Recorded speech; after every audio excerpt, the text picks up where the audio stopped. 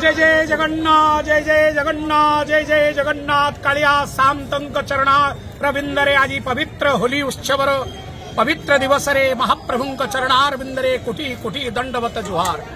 आज पवित्र होली उत्सव ए पावन पुरुषोत्तम क्षेत्र श्रीक्षेत्र सिंहद्वार निकट अगणित जनता जनार्दन को होलीर हार्दिक अभिनंदन। श्री जगन्नाथ महाप्रभु समस्त आज रे होलीर विशेष पर्व रे समस्त जीवन आनंदमय रंगमय सुखमय करन।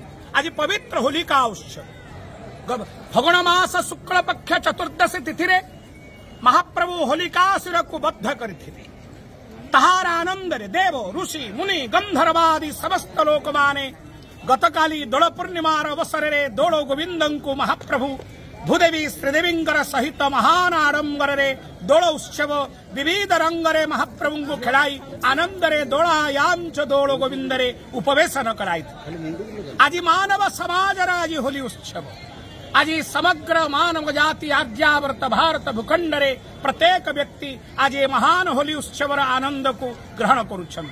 शांति मैत्री प्रेमर प्रतीक होची होली उत्सव जहाँ अनेकता भितरे अनेक रंग भितरे अनेक जाति वर्ण निर्विशेष रे एककार होची सनातन धर्मर मूल मंत्र अटे। वसुदैवं कुटुंबकः यह होची सनातन धर्मर मूल मंत्र।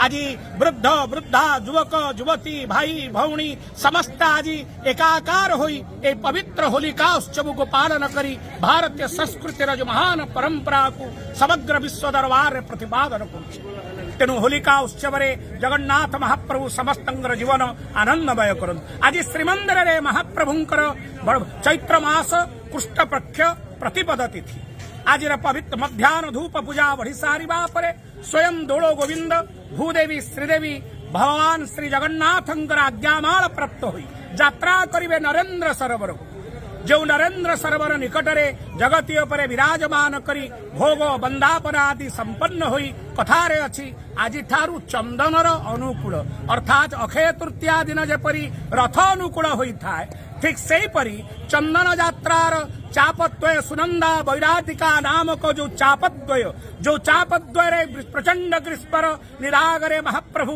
नौका विहार लीला करिवे से चापद्वय आज शुभ अनुकूल अनुष्ठित होई थाए। स्वयं दोल गोविंद भूदेवी श्रीदेवी विराजमान करी अयवारंभ करिथांती। तेणु आज रे पवित्र दिवस महत्वपूर्ण दिवस आज चैत्र मास कृष्ण पक्ष प्रतिपद तिथि आज रे पवित्र तिथि रे पवित्र होलिका उत्सव चंदन यात्रार पवित्र अनुकूल तिथि रे समस्त हार्दिक अभिनंदन समस्त जीवन आनंदमय हो रोग निरोगमय हंतु सेतिकी ही प्रार्थना महाप्रभु श्री जगन्नाथंकर अभय चरणारविंद।